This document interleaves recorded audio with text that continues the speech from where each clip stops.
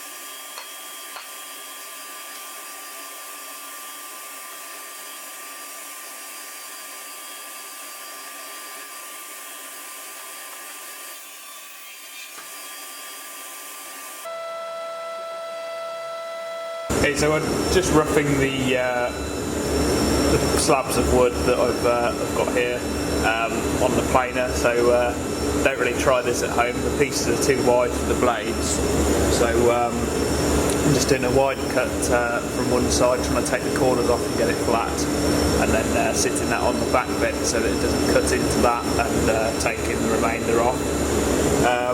Purpose for doing that is to get it as flat as possible. You can do this with a hand planer, and then I can put it onto the bandsaw. I'm going to rip the sheets into half, so deep cut them at about 35mm. These are 70mm boards, and that will give me my shelf thicknesses then, and I can choose the appropriate timber from them slabs. The reason I'm not cutting it the other way and then ripping it down so it's more manageable and fit through the planer is there's a few bits of woodworm and imperfections in the slabs of timber, so I want to get the maximum use out of each piece. So ripping them into slabs first, I can then cut them up into the most usable pieces of timber that I can possibly get. So just flattening them on the planer first gives me that accuracy through the bandsaw, then I'll cut them down so that they fit through the planer and plane them up properly. Okay, so I'm just roughing the slabs of wood that I've got here on the planer, so don't really try this at home. The pieces are too wide for the blades, so I'm just doing a wide cut from one side, trying to take the corners off and get it flat, and then sitting that on the back bit so that it doesn't cut into that, and taking the remainder off. Purpose for doing that is to get it as flat as possible. You can do this with a hand planer, and then I can put it onto the bandsaw. I'm going to rip the sheets into half, so deep cut them at about 35mm. These are 70mm boards, and that will give me my shelf thicknesses then, and I can choose the appropriate timber from them slabs. The reason I'm not cutting it the other way and then ripping it down so it's more manageable and fit through the planer is there's a few bits of woodworm and imperfections in the slabs of timber, so I want to get the maximum use out of each piece. So ripping them into slabs first, I can then cut them up into the most usable pieces of timber that I can possibly get. So just flattening them on the planer first gives me that accuracy through the bandsaw, then I'll cut them down so that they fit through the planer and plane them up properly.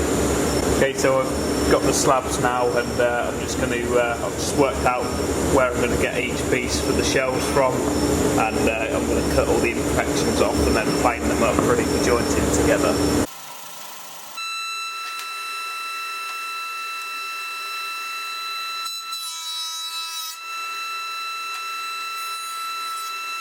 Okay, so I've got my oak planed up now. It's all 30mm thick. The wide boards I've shot both edges across the surfacer because they won't fit under the thicknesser. So do one edge, ripped it down, and then shot the other edge over. Then I've got some pieces out to because of bits of woodworm in inappropriate places. There wasn't enough width of boards to make all the pieces that I need for the shelves. So I've had to cut bits out the middle, and I'm going to joint them together to create the width of shelf I need without the imperfections in it. So I'm just going to set the faces, what I want to see, and then I'm going to join them together with the domino and glue them up.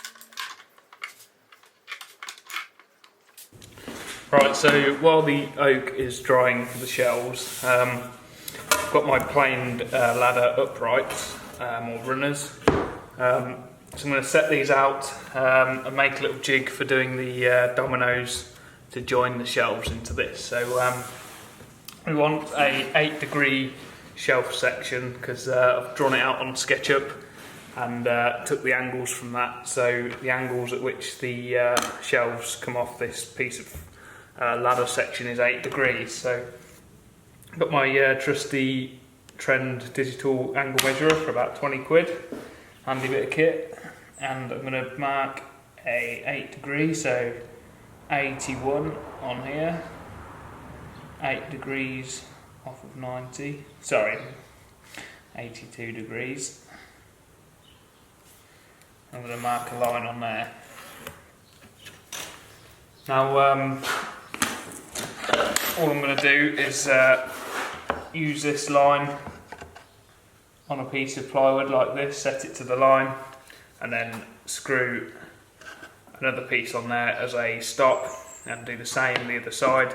So I've got a two-sided jig that I can use either left or right-handed to use as a reference point for the domino.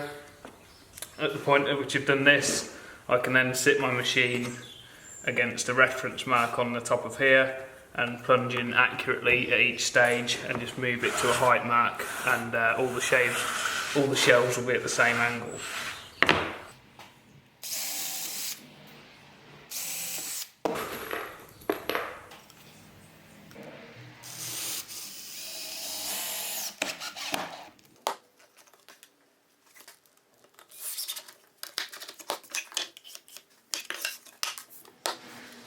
Okay, so now we've got our angle. Set a face mark on the shelf, or the runner. So that's the inside face, so where the shelves will go, that's the face you see on the outside, and then this will be the top.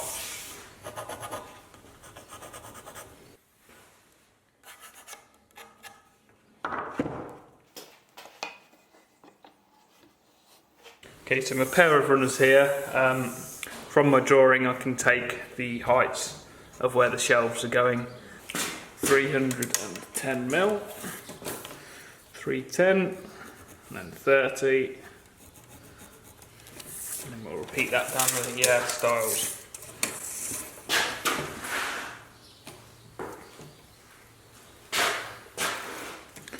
340, that's 650, 680, metre and 10,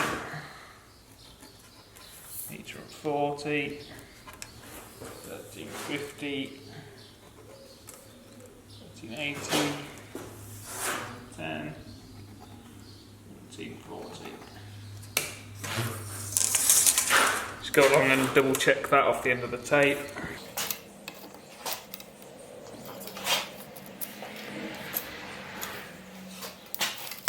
Made an error there. Right. Good. This is why to double check. 340 plus 310, 650, is it not? Yeah, 650, 310, 650, 680 plus 310. So it's 1, 2, 3, 990. An error there. 1 metre 20 plus 310, 1330, 1360, and that's 670, 1700.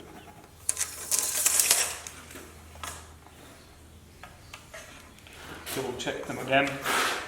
That's a good example of why to double check if you're adding anything on mathematically. Just have a simple check with the tape measure along the lengths. So I'll square them points over as to where the shelves are going.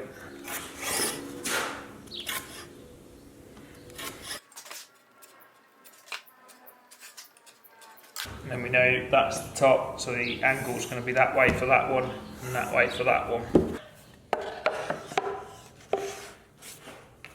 So I can almost use my jig then to mark the lines out.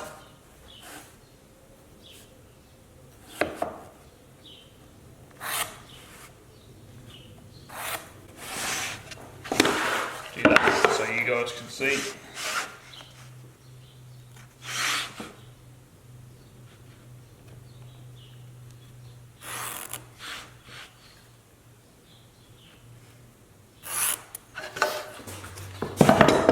This one has the opposite face, so what we'll need to do when we get to this one is to turn the jig over, set this piece of timber on either side along them lines, so take it off, square them lines over, reset it to the side, and then cut them ones the same as we've done the other hand.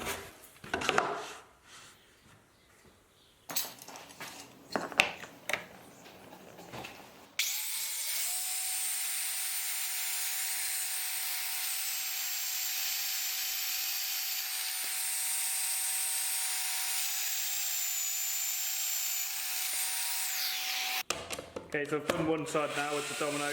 Just going to turn the jig over and do the other side.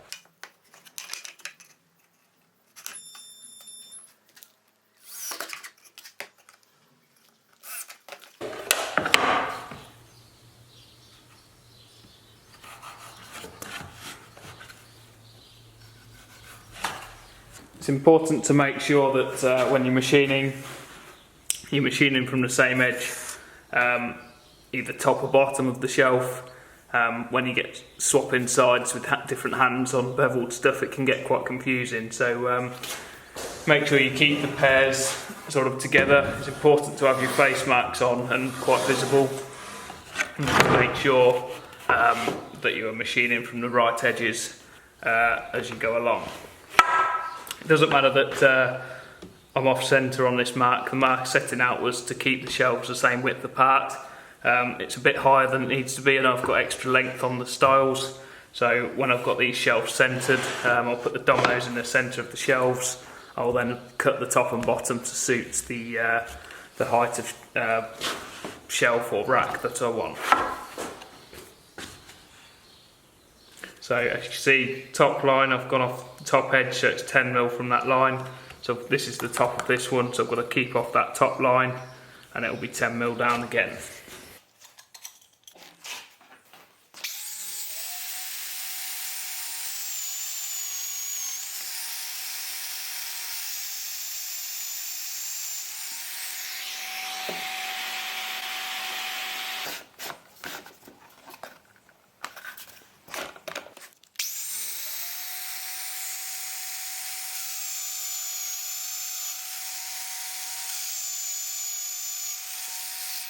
Now we have the two styles mortised with the domino. You can see the angle there if you look across them when they're sat together in their pair. I can't stress enough the importance of keeping them angles exactly the same.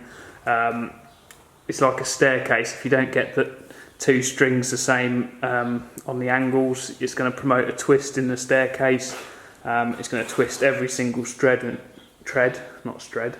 going to twist every single tread, and it's just not going to go together correctly. So really take your time setting them angles up, and just double check that they're exactly right before you proceed with cutting anything. I'm going to move now and just tidy the treads up a little bit on this one, and cut them square, and then put the dominoes in the end of that, and go for a dry assemble.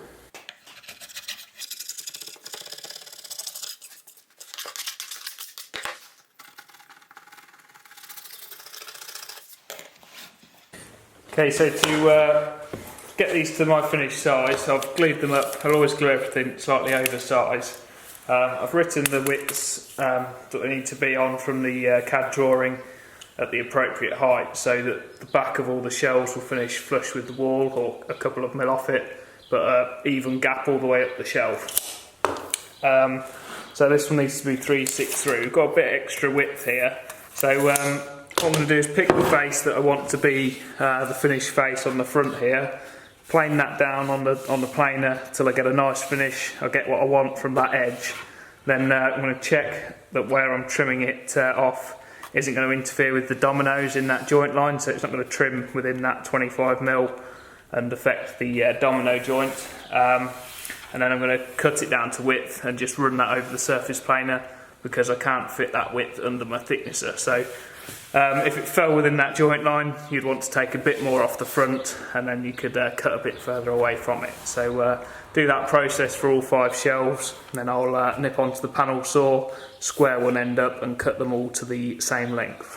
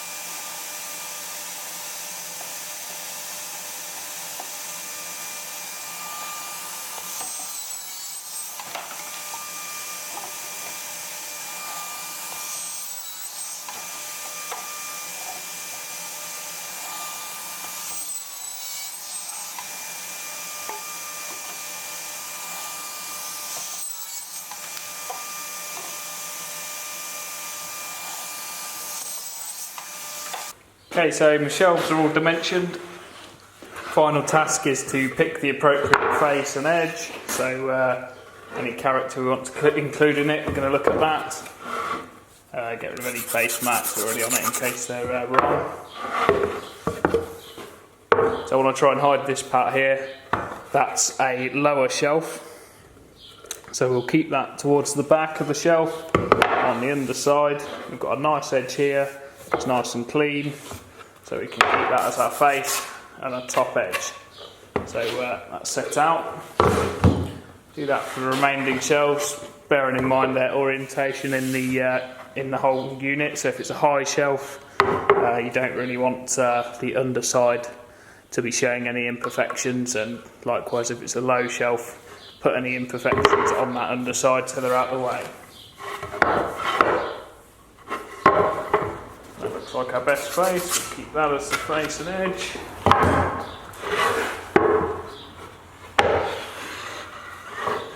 That's the best face there, keep that. At the back.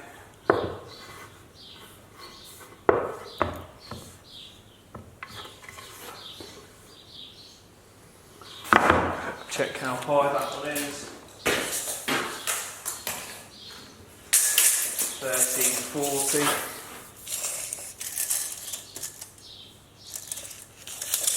Keep the imperfections on the underside. So we'll put that as our face. And this is the top shelf.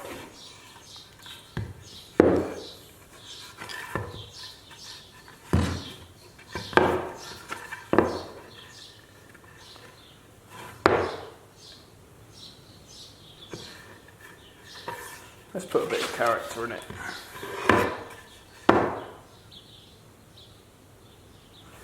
Where's the top shelf?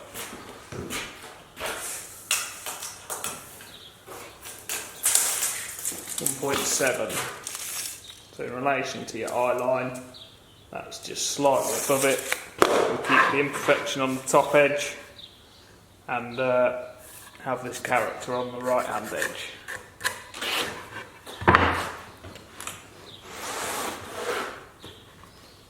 Okay, so now we can go back to our jig. I want to hang these shelves over slightly from the face of the uprights. So top shelf here, this is the face. So I'm just going to sit them over around about 15mm over the edge like that. So it's got a bit of a move the camera around so you can see that. So it's got a bit of a step there on the front face, and it's not sitting flush like this. I think that's going to look better, give it a bit more character. If you wanted to add a feature, you can always flute that front edge, so it's got a nice bit of character. So might have a look at doing that a bit later on, but we'll get it assembled and see what it looks like before we go attacking that. But, so 15mm here, and we've got 60mm domino distance apart, and I think I set it 27mm from the face. Yeah, 27mm. So if you want 15mm, I'm going to add 15 to that 27. So we've got 42mm from the face. I'm going to set up a combi square and mark all of them 42mm, and then plus 60, so 102, and that should give me my reference points for the dominoes.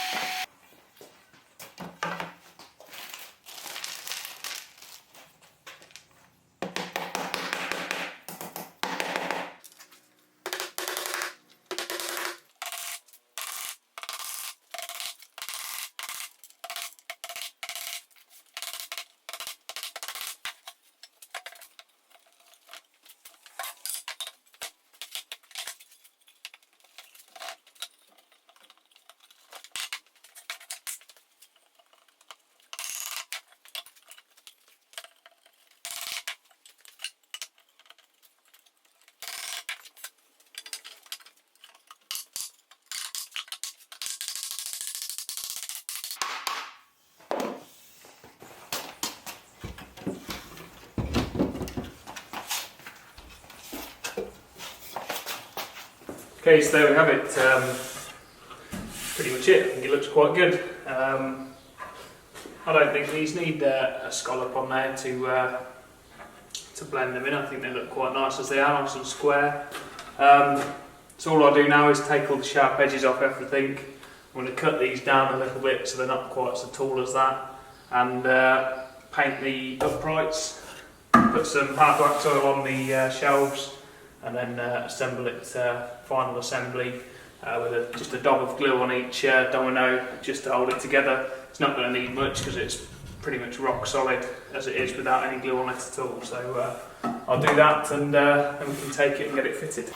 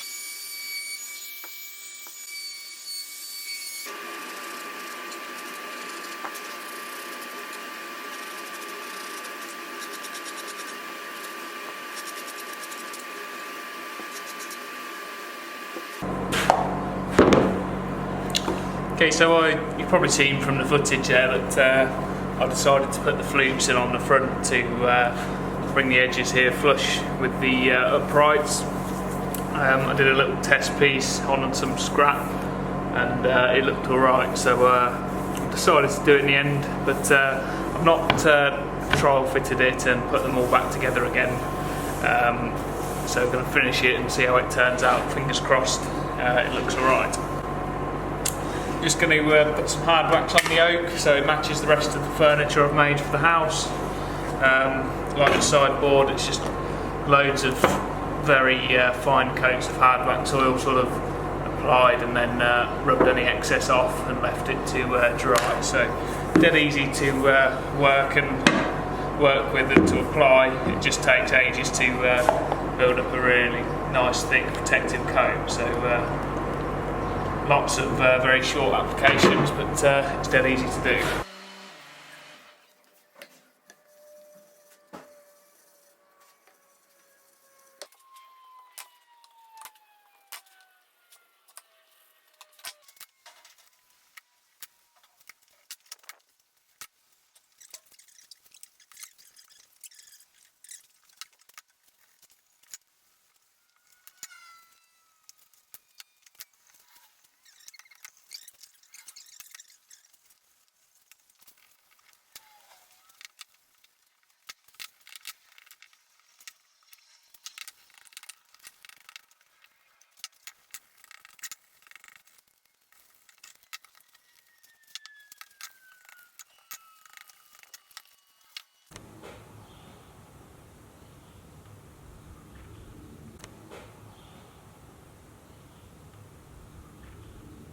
Whenever you're oiling anything or using paint or anything like that, if you've got a brush and you decanted your paint into a little tub, like a pot noodle tub or a little kettle, if you stick the brush back in it, you can stick the handle down one of the finger holes of a nitrile glove, and then if the pot's not too big, put the end of the glove over top of the can, and you've got a nice sealed container there that will stop the brush and the paint going off and getting a film on it and ruining it. So keep your job going. You can even take the glove off and reuse it.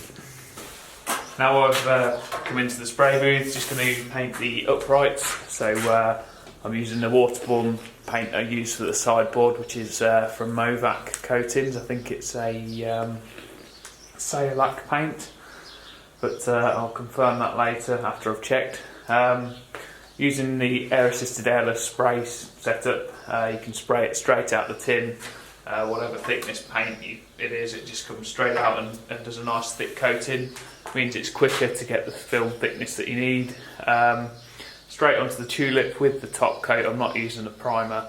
I've probably said this in other videos, but I found that to be the best way to get a good adhesion through every layer of the paint. So primer to wood gets a good adhesion normally, but then your primer to your top coat is sort of a different paint. I don't know, they just don't seem to gel like if you use top coat from the word go. So top coat on top coat is all I use. Probably 2, maybe 3 coats with the air assisted airless because it's thick enough to do that. And yeah, sand in between with like a 320 grit on the machine and you'll get a pretty flawless finish.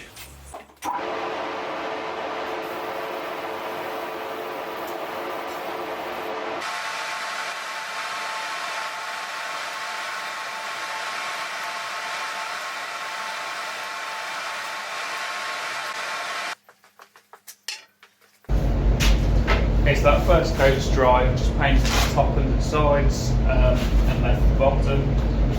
So before I paint the other side, I just run a bit of I think it's about 240 grit, 240, 320 to denib that roughness off of this edge. You don't need to do the whole piece, just the edges.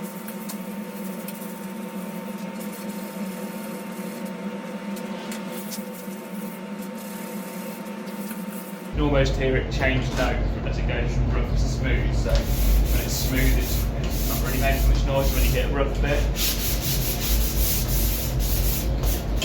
it's fast. So just do them edges, turn it over to the face you've not sprayed, then you can repeat spray them edges, and it gets a nice thick coating on the bits that are likely to get damaged, which are the edges. Especially if it's MDF, you get then twice as many coats around them edges to seal that end grain of the MDF as you do on a nice smooth face. So give it a dust off before you spray and do the same spray process as you did on the first spray.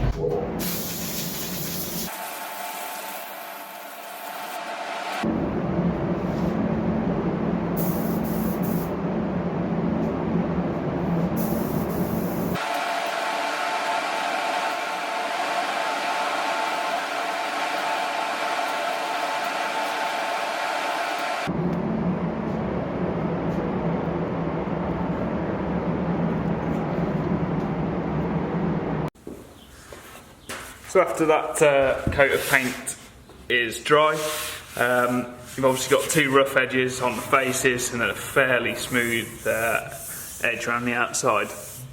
What I like to do then is just, I've got some 320 grit in my sander, turn the speed down to 1 or 2 so it's nice and gentle. If it's too high it tends to like not melt the paint, but it tends to gum up in the pad and it doesn't sand, it more polishes on the paint surface, so it'll feel smooth but you don't get any abrasive action on the paint. So slow speed, just take that burring off till it's really nice and smooth. I'm going to do all the edges and all the faces with this, so we've got a consistent smoothness throughout. Take all the edges off with the hand foam pad so they're nice and smooth, and then repeat the process with the spraying. 1 more coat is sufficient. 99% out of 100, or 99% of people wouldn't be able to tell after that second coat using the air assisted airless whether it's had 2 coats or 4 coats. So that would be sufficient for most things. If there's an imperfection or something, I'll then sand it down again and then give it a further coat and fill any imperfections from that point on. But normally, that 2 coats is quite a thick coating of paint and it's more than good enough for most jobs.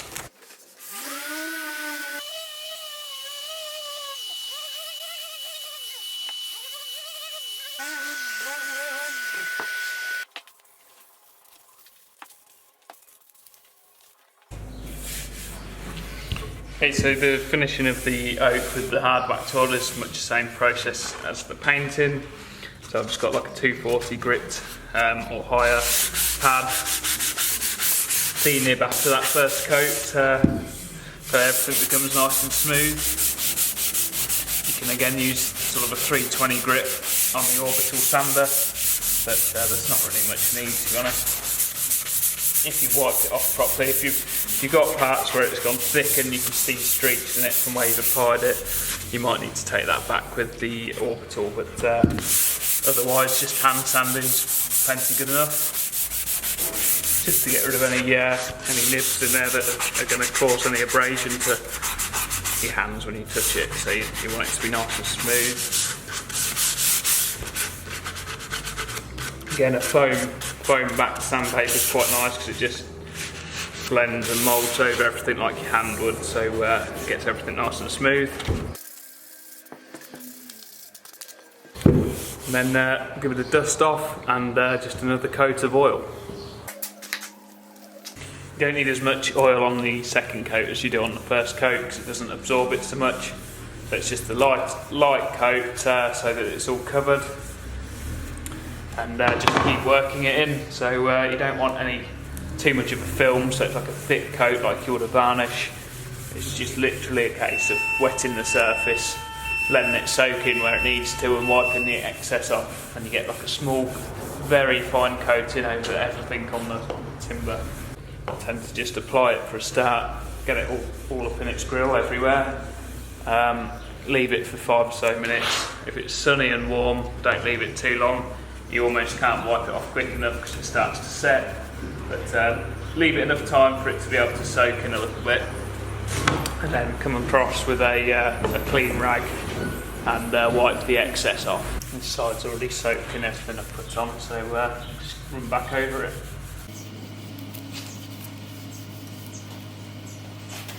So they're all painted, time to get them assembled. So I'm going to do it a bit differently to how I would normally. I'd normally glue everything, clamp it, let it go off. I'm going to get these so I can disassemble them. So a bit like a domino fix connector, if you've seen them. I'm going to glue the dominoes into the uprights first, so they're all fixed in that. Then drill a hole in the shelf on the underside so you don't see it, and drill it through, pilot it through, so it's like a 2.5mm drill in the shelf, and then sit the shelf onto the dominoes, mark that hole, and come in sort of 1mm from that point and use it like a draw bore, so the screw as it goes into the domino is going to pull the shelf tight. So it's worked on my little test piece as a little practice to the theory, so I thought let's give it a go and see if it works for real. So I'm going to glue all these in for a start, let them go off, and then start drilling all the shelves.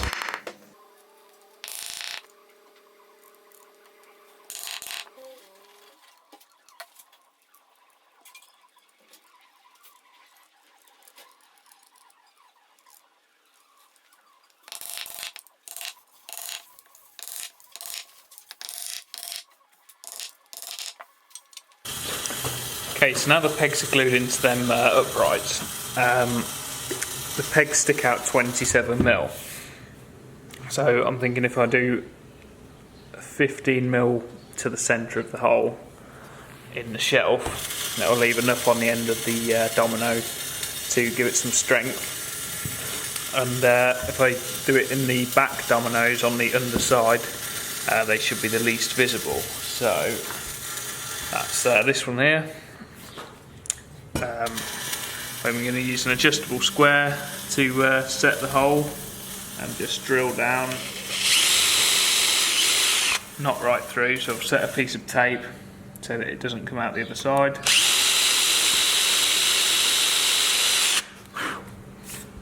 And do that for all the shelves.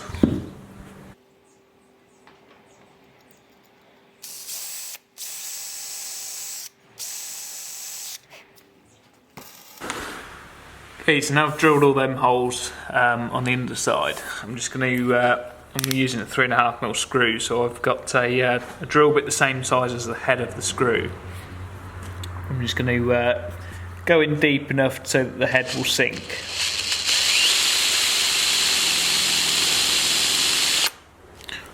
Like that, and it should leave a nice crisp edge around the head of the screw so that it can be flushed in without pulling the grain into that countersink.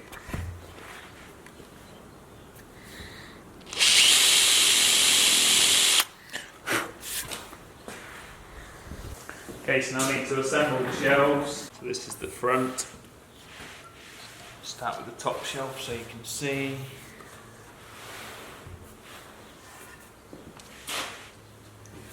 Front to top.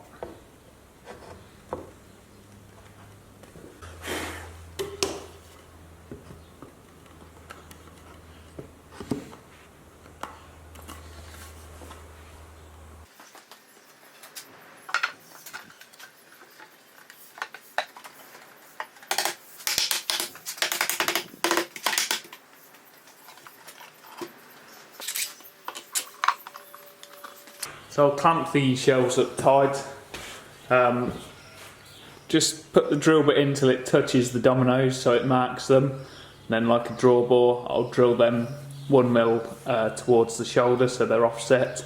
And then when the screw goes into that hole, it should just gently pull the domino into the shelf and hold the joint together nice and tightly. Got a handy little offline driver for this job so it keeps the drill bit nice and square to the edge whilst you're drilling these holes. Okay, so that's all of them drilled. I'll disassemble it now and drill them dominoes slightly offset. Okay, so here's my hole. That probably gone a little bit deep to what I needed to. So I want to drill it nearer to the face so that when the screw goes in, it tries to pull that domino towards the shelf and hold it together. So I'm going to give it a little bit of a skew for a start.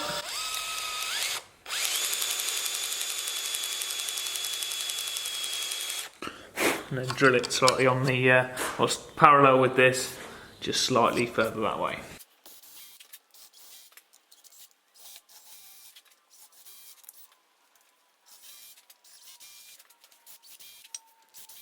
Okay, so they're all drilled. Let's have a little go with it, see if it's worked.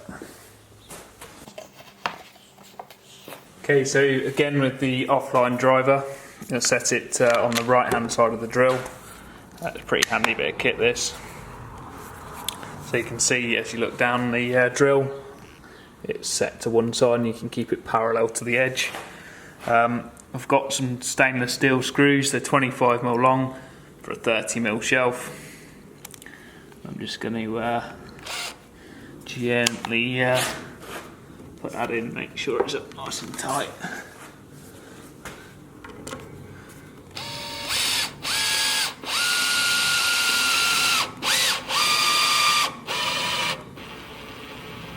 Just flush that screw with the shelf.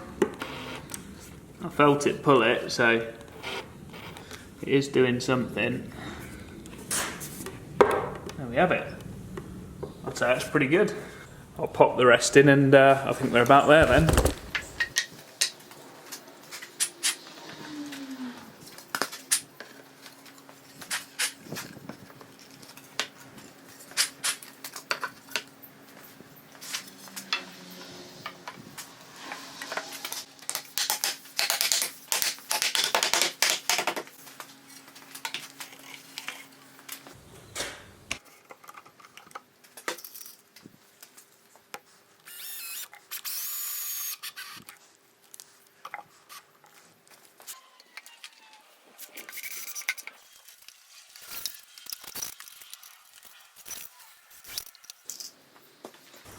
There we go. Pretty pleased with that. Lovely little shelf. Just got to take it home now and get it installed.